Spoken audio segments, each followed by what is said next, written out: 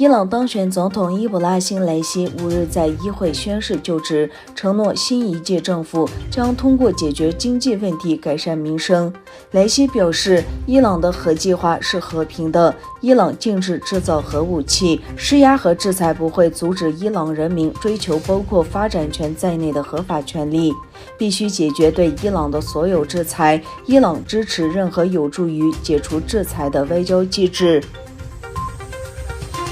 中国官方以防疫为由，暂停办理非紧急的出入境签证安排。1年后，在首次爆发疫情的中国武汉，首次发现了本地来源的病例，而在全国约25个城市确诊了300多例病例。该国记录了自1月以来的最高每日病例增幅，昨天发现了71例新病例。中国国家移民管理局宣布，因疫情原因，对非必要、非紧急出境事由暂不签发普通护照等出入境证件。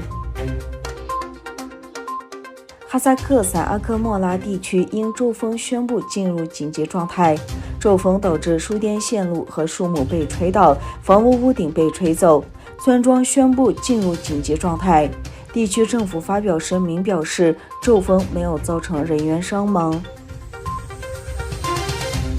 美国参议员没有批准共和党参议员罗恩·约翰逊提交的阻止取消墨西哥边境隔离墙项目的决定的法案。在总统乔拜登取消了美墨边境隔离墙的联邦资金后，共和党参议员约翰逊提出的终止废除的提议没有被参议员接受。隔离墙的建设是由他的前任总统唐纳德·特朗普在墨西哥边境发起。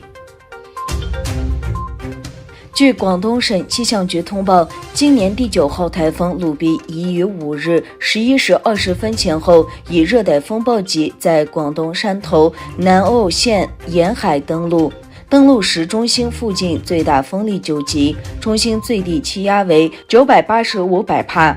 截止4日16时，广东全省共转移危险区域人员3.3万人。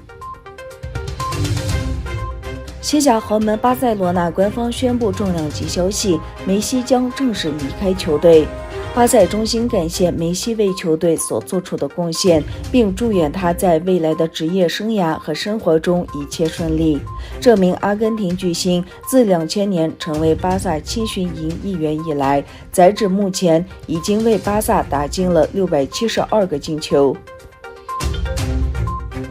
在希腊1天内发生了118场火灾。在罗波邦尼撒半岛的伊利亚，火焰到达了奥林匹亚市，那里是历史上第1届奥运会的举办地。